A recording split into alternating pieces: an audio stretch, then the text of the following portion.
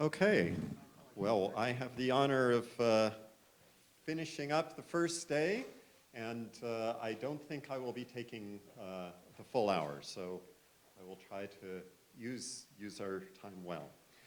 This session is on building web applications with Gemstone, but I'm going to sneak in a few other little topics that I'd like to cover.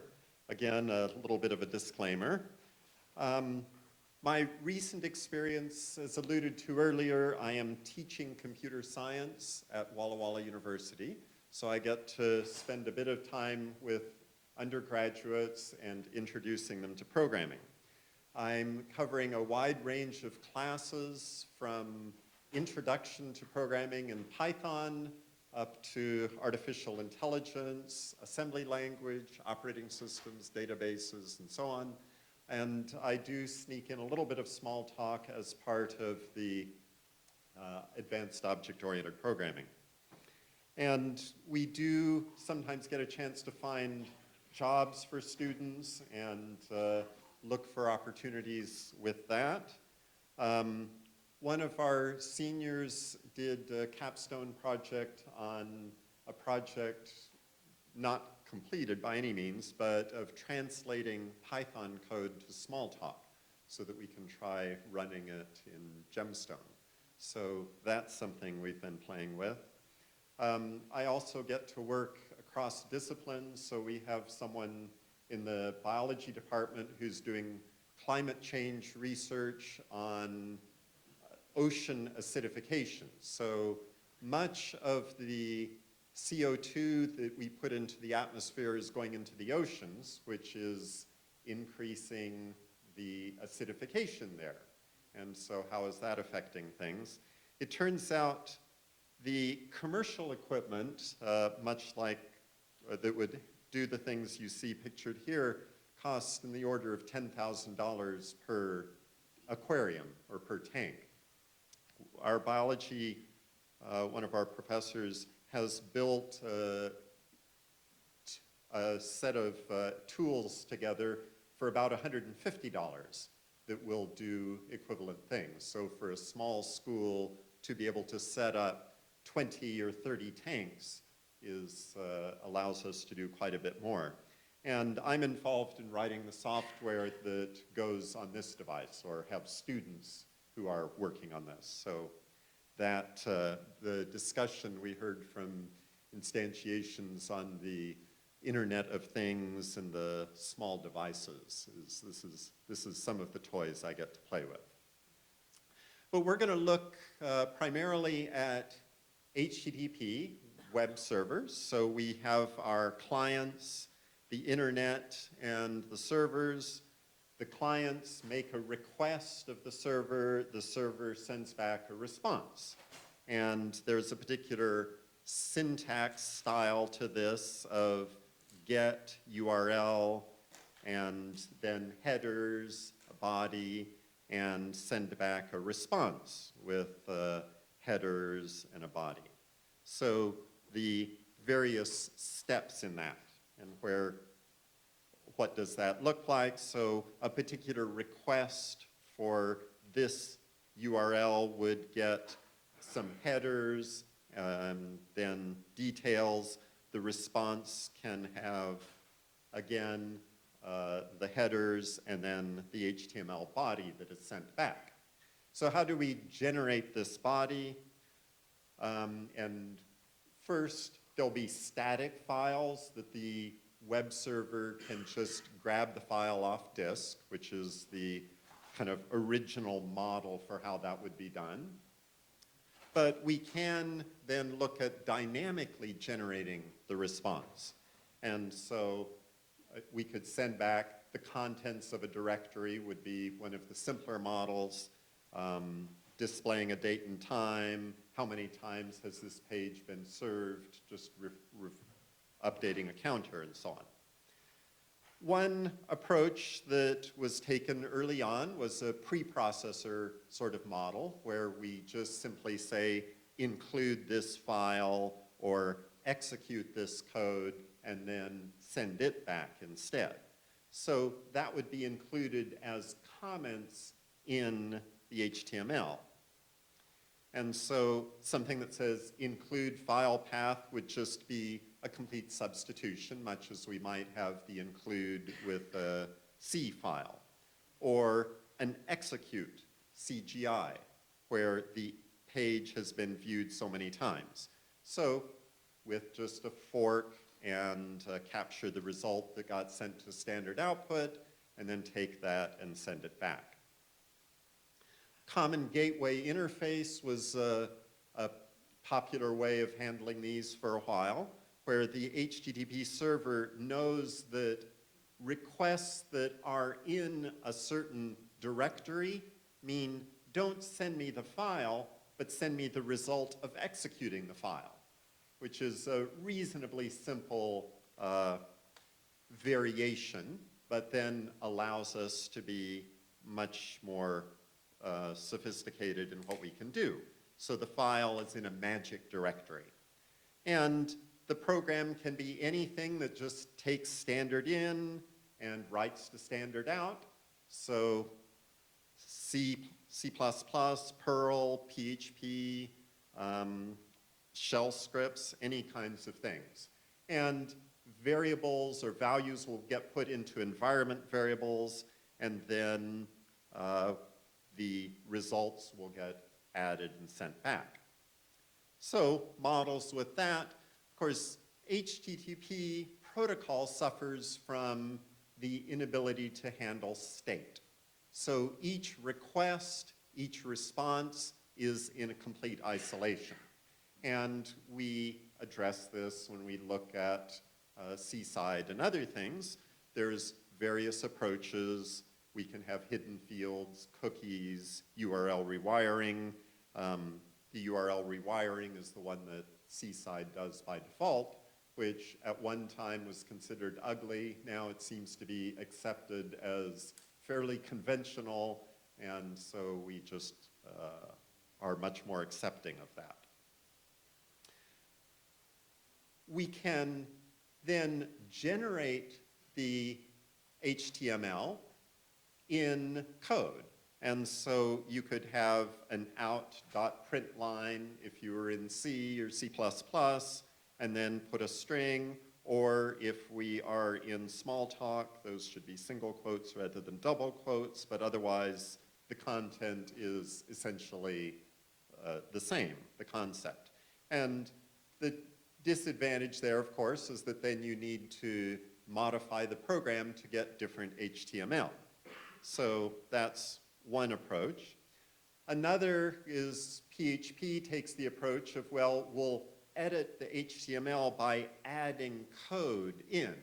And so as the HTML is, or as the PHP file is getting processed, we will take that and replace the question mark PHP with the result of executing this PHP code, which again gives a way of sort of merging these things. But we still have this uncomfortable approach of either we're putting HTML into your code or we're putting code into HTML, and these are kind of not very pretty approaches.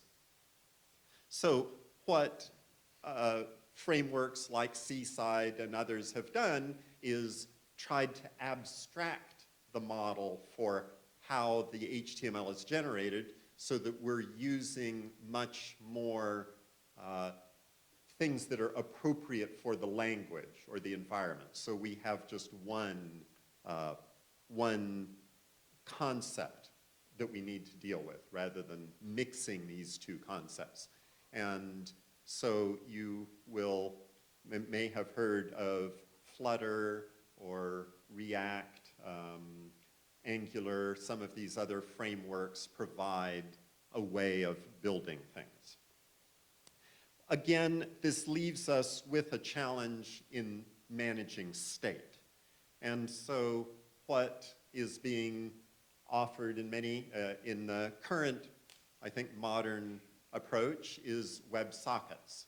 And again, we heard Seth say that that's something you're looking at for, or I guess someone was saying that's something you're looking at for 2023. So with WebSockets, we have this handshake. So a request can come in, and in fact, we've got a way of upgrading the request. So a WebSocket or a HTTP request can come in, and in the headers, we can say, let's have an upgrade. The connection will be an upgrade, and the upgrade type will be to a WebSocket. And so that just says to the server, they wish to do something different than where we started, so please make the changes to address that. And so the request will come in as an upgrade request, and the response will come back as agreed. This can be now a WebSocket model. And at that point, we now have a socket that remains open and communicate back and forth. Either side can send anything. When the browser closes, the socket will be closed, but until then, it just remains open. And so we can just continue to interact in that way. When one side closes it, then it's closed. So, let's see, I guess. So now we will go to the demo and exploring code, and this, I guess, will be fine.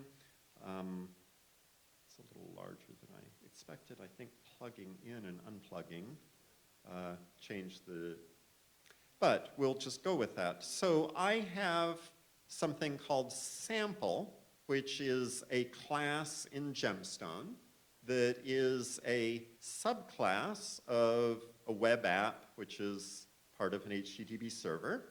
And it has the ability of running this sample. And so to do that, we set up a listener, give it a backlog, give it a port, give it an app to run, and tell it to get started. So if we go to, I can enlarge this a bit as well, localhost 8888.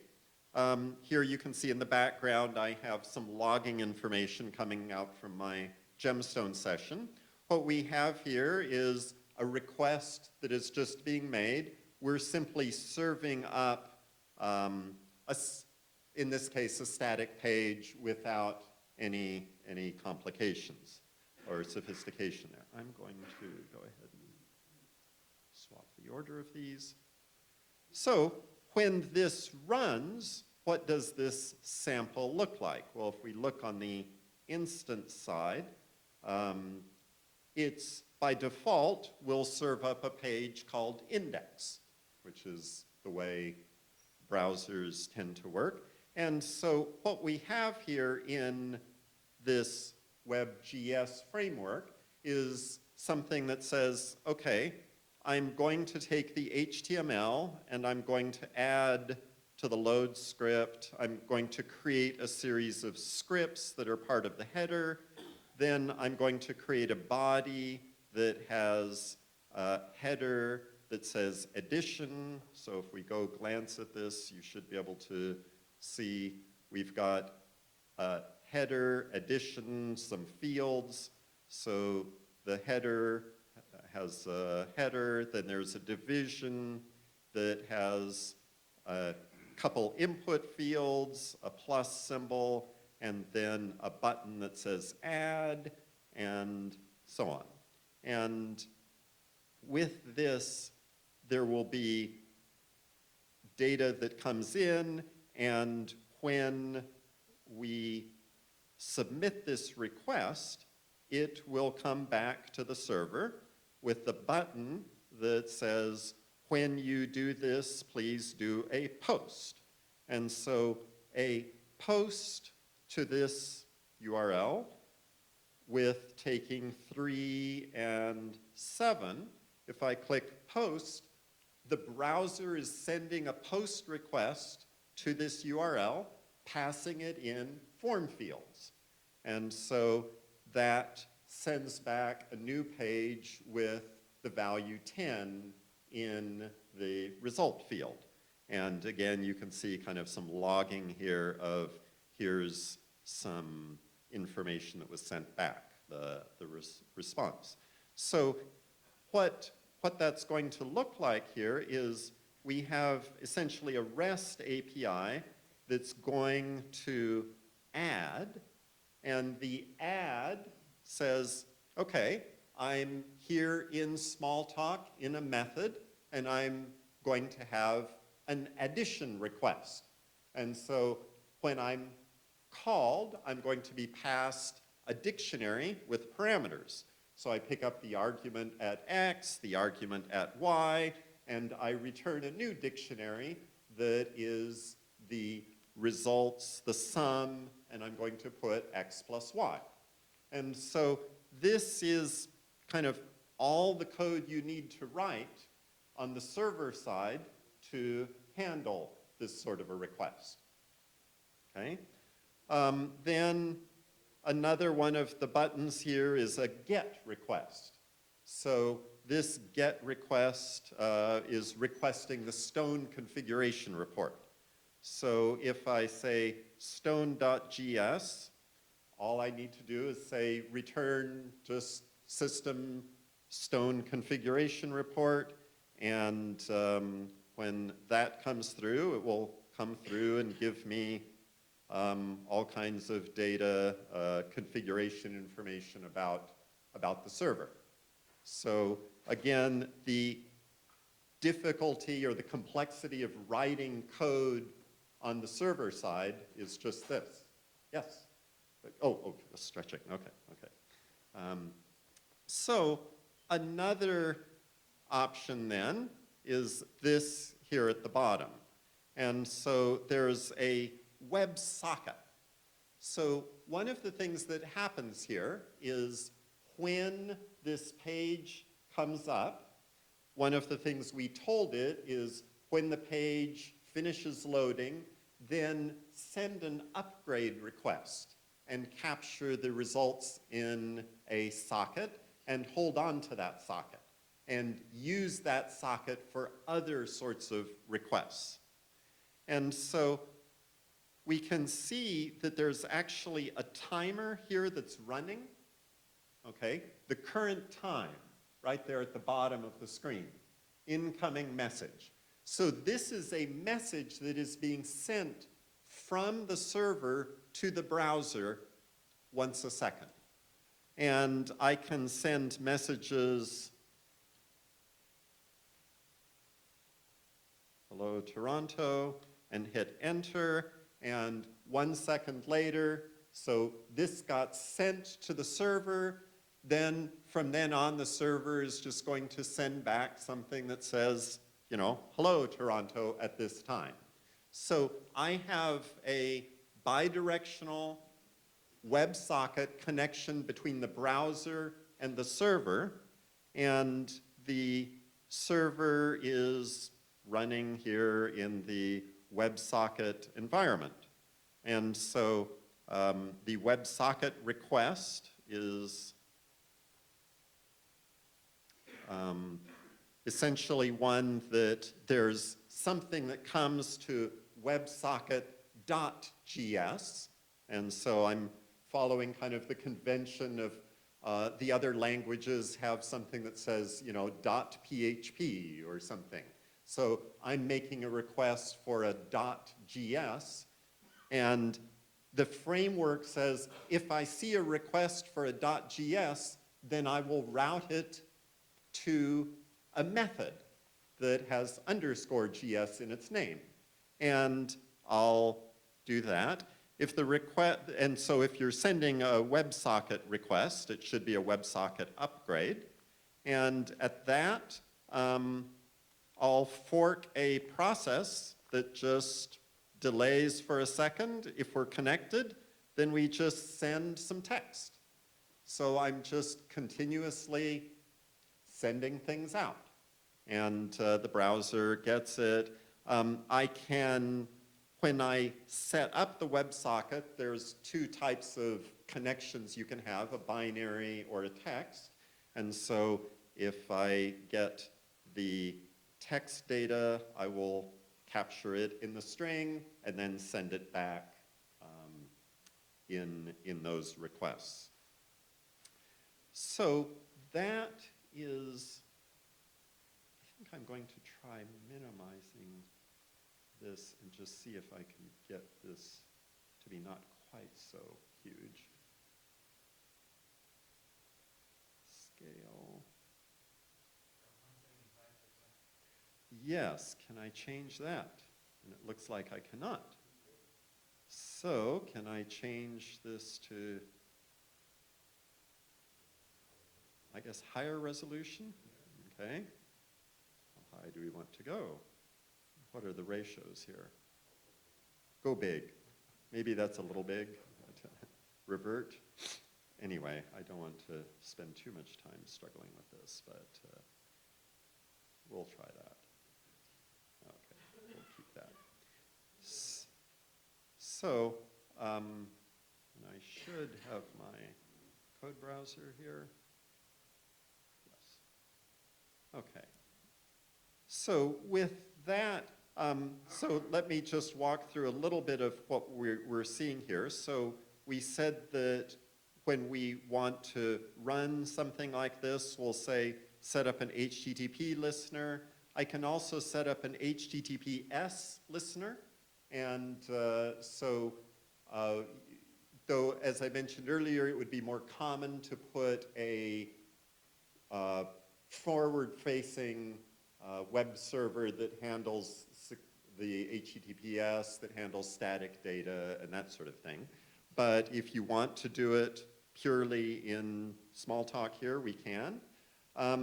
I can set it up so I'm running separate sessions so that it will run multiple gems and each request can go to a separate gem in that case. And so we receive it in one place, send it on, get the result back.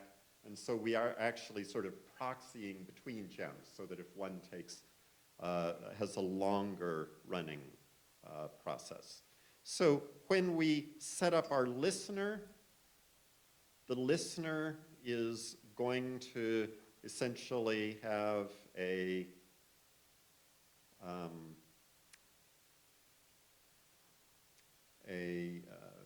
main loop,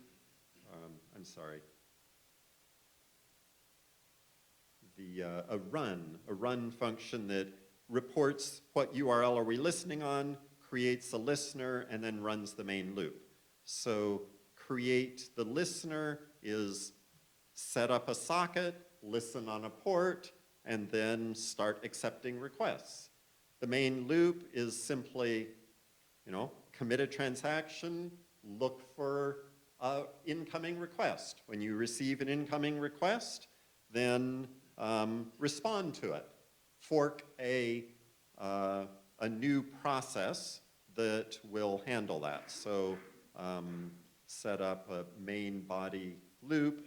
This is something that's getting forked with the app and the socket, and then that will take place there. So then the HTTP server will serve a client request, where it receives the request, handles the request with error logging, and then when we're done, we make sure the socket is closed.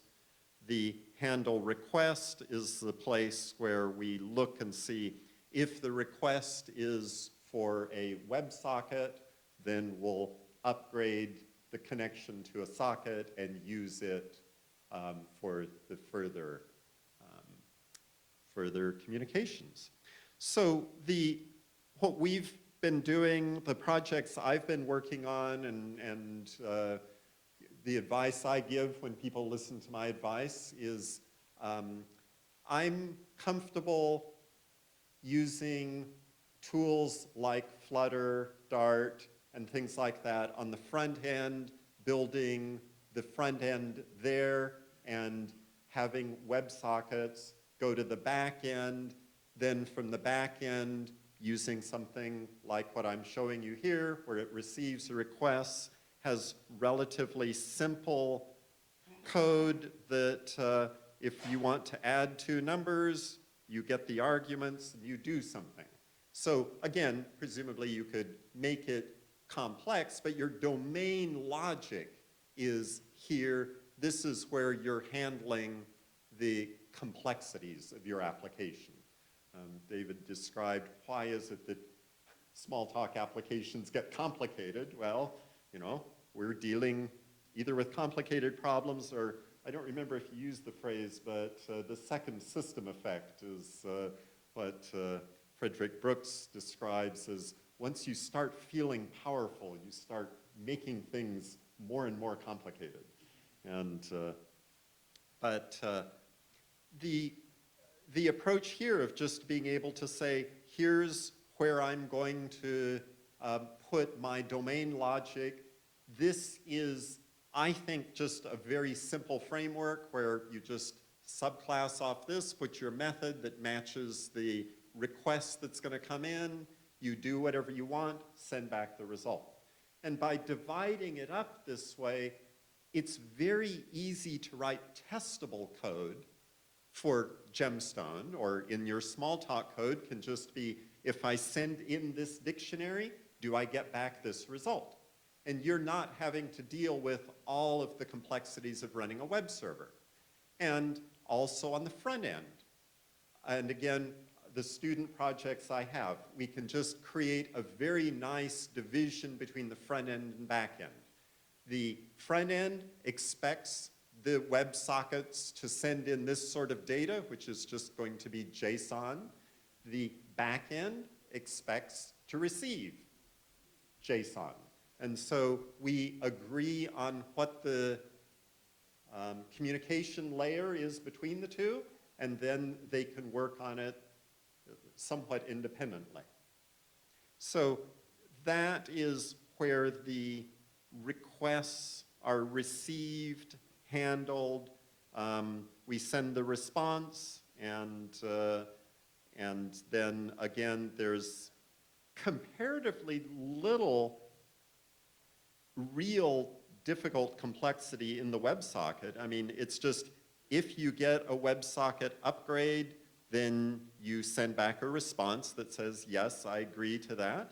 And then when we receive a request, we handle it. And again, this is the framework that's doing this for you.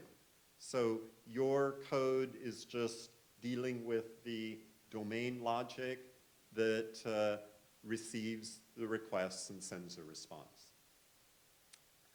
That is, let's see, yes, so that's the demo. There's code, it's up on GitHub, WebGS, and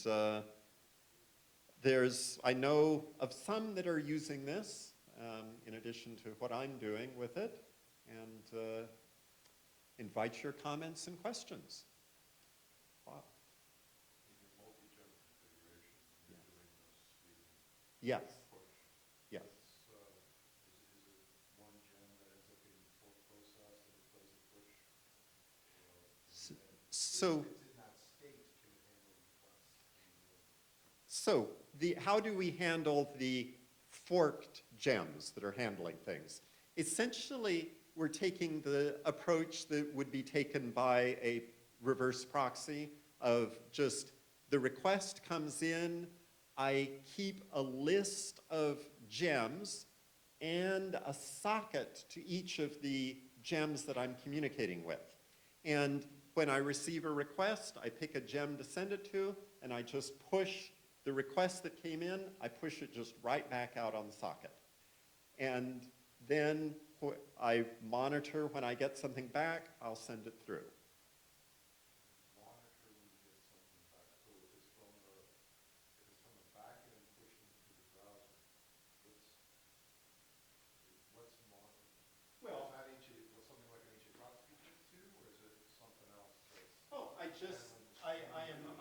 so there's the browser, the client,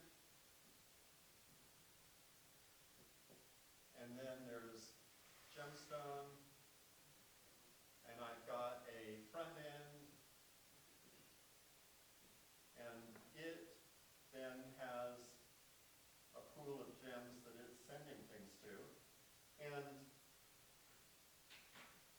the Gemstone has the ability of saying, read will not block. And so we just scan through the list of gems and say, are there any of the gems that have anything they want to send us back? And if they have something they want to send back, then we read it on one socket and write it on the other socket. So is this, maybe this one's so, what's that front end that you use? Yes, That is, that is its own gem. oh, okay. That's Okay. so It's not like an HA proxy or something, hard times more handling. this is a gem that's listening on port 8888 or 8080. And then it has a configurable number of things that it controls. Sir? I have a question about that architecture there, the one you just drew. Yes, okay. And, you know, when you have something really, really, really simple, I can understand how that can maintain state. But what do you do when you have a lot going on and it's a complex business thing and you're trying to distribute it to these other gems? And how do they know what the state is? Okay. So each gem is in its own transaction. Right, but other transactions went to another one and that changed its state. Now this one's getting it and it needs to use that previous state. How does it do it? Okay. That is going to be, so I don't, the framework does not solve that problem. And so that would be a problem where if you want the state to be stable, then you need to use locks. One of the things that we do in the Seaside framework and that we can do with these is Gemstone will report if a transaction commit fails. And so a very simple approach is just try doing it. If the transaction commit fails, then retry it, where you can start from the beginning.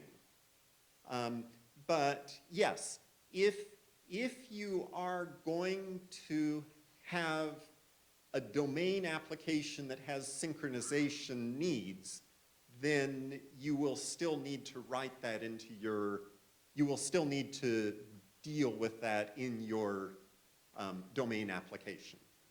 But one thing is correct, that all of the gems in your pool are sharing state transactionally because they're all hooked to the same gemstone database. Yes, they are sharing state transactionally, so they can see the things that others have committed. Yes, but if it hasn't been committed yet. But if it hasn't been committed yet, yes. And so, yes. Correct. Yeah. No, it's, and these are the fun things to talk about in classes or consulting or anything else. And some of the things that, yeah, I would say is that this framework does not solve the need to handle concurrency. Right now, what I'm focusing on is just saying, I'd like to be able to write my concurrency code in Smalltalk rather than SQL, and be able to do it there. And so, yeah, but but we do have ways, you know, we can lock things. We have, you're familiar with these things of, you know, the reduced conflict sets and collections and so on. The simple pattern that is used in Seaside, kind of by default in Gemstone, is every request aborts to get the current state and then serves the request and then commits. And so everything by default is doing that. That doesn't work for all applications. And the slight refinement I would make when you say serves the request, it calculates the result to be served, commits, and if the commit is successful, then it sends the result. Yeah, Yes. So if the commit is not successful, then it just aborts and tries again, which essentially just says, oh, we've got this race condition. It didn't work when I was first, so let's try and see if it works when I'm second. Go. Follow up on that. Yeah. So, yeah, kind of familiar with that whole default behavior. Yeah. Yeah. In your WebSocket push pattern, so that would be an application responsibility to get current state if the intent is to push. Any concern about, hey, I want to get current state, so I want to do like an abort in order to get current state that I'm going to push in the browser. Would that, do you see that being problematic within the WebSocket state that the Jim's trying to do? I'm trying to wrap my head around that. I don't think it's any more problematic. I think that what the WebSocket adds to the equation is where with Seaside, what we do is we capture a continuation, persist it to the database, and then a subsequent request can get served by a different gem because it will pull the continuation out of the database, use that for the state. What we're doing with this model is we're giving each session, each client, its own gem. And so this is, in a sense, returning to the fat client model. So is that gem affinity for the session? Well, since the socket remains open, yes, since the socket, yes, it's a dedicated, you can do this with a dedicated gem. You don't have to, but you can. And How could you not do it with a dedicated gem on the push side of the interaction? if you don't have a dedicated gem, then you have concurrency. Everybody's looking at the same data. No, but for the WebSocket push. For the WebSocket, well, if you don't have separate gems, then everything happens in this gem. And you just do an abort. So this gem can hold a dictionary or an ordered collection or whatever of sockets. And it just says, when this request comes in, I'll handle it and send a response on the same socket. Following on the request response pattern. Yes. Here. But in your example where you're pushing out the clock every second. Oh. There was something, there was a fork process. Yes, there's a fork process that owns the socket. And that would be on a gem that is now, like, as opposed to the pool of gems that we have in the classic Seaside implementation. Yes. We wouldn't have a pool of gems for the WebSocket push. It would be, once you fork off that process, it's running in a gem, Yes. answering back on that socket Yes. to push to the back. Yes. Okay. Yes. Makes sense. Yes. So we're just keeping this mapping of this socket A goes to socket A prime. Socket B goes to socket B prime. And we just keep this dictionary of, or a data structure that's, or object, excuse me, not a data structure, an object. Weren't you saying the mistake is, oh, it's not a data structure, it's an object. Yes. Yes, I'm sorry, yeah. I have to, I think you might have this object thing down now. I'm having to learn data structures now. So we've got an object that represents, so each time you get a request, you create a new object that represents the browser, the socket, the remote gem, if there's a remote gem, or just whatever state you want to keep with your object. Anyway, I think it's fun. I think it's interesting to be able to tie in handling web requests. And I guess, again, the thing that I like is just to be able to say to people, no, we'll just separate the project into front end and back end. And, you hire the designers you want, and yeah, I know you think it's hard to find people to do Smalltalk, fine, then just go hire people to do Flutter. Actually, this project that we did on the aquariums, one of my students I've gotten several of them quite enthusiastic about Flutter. And one of them was looking for Flutter jobs near his home. And it turns out they were advertising. It was a pool and spa software company that wants to expand their offerings to manage not just temperature, but pH. And so it's just kind of, oh yeah, I've been doing that. That was my senior project. And so it was kind of fun to actually give them something that they could apply. But yeah, just to be able to say, fine, the Flutter stuff goes here. I'm going to give you a WebSocket. You're going to send a JSON request. I'm going to give you a JSON response. And in Smalltalk, I just receive a dictionary and I give back a dictionary, and it's just all right there. So, any other questions? Advice, ideas, suggestions?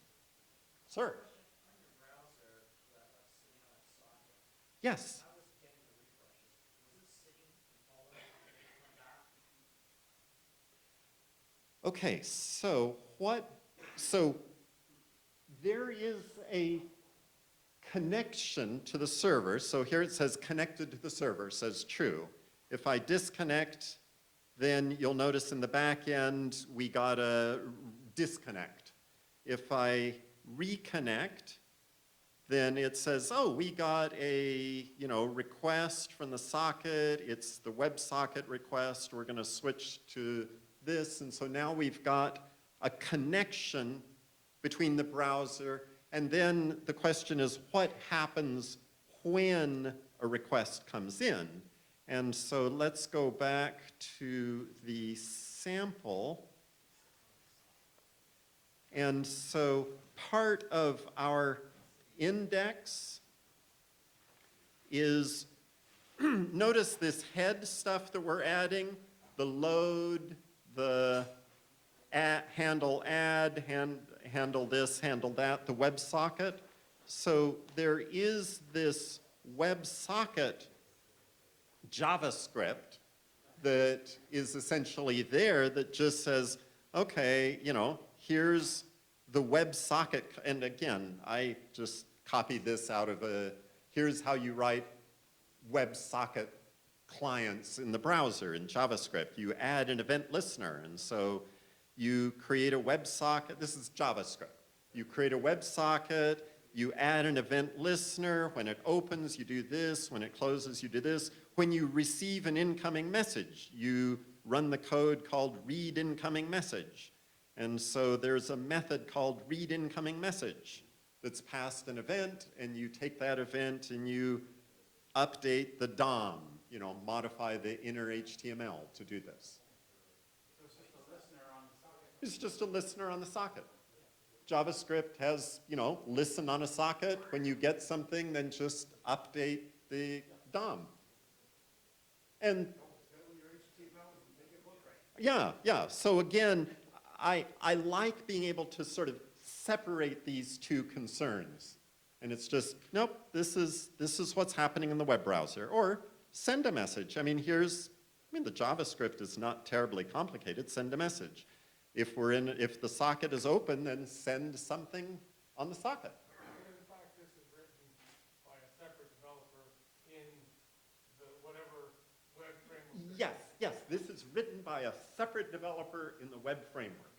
And so, they get to spend all their time saying, oh yeah, we're doing stuff in JavaScript.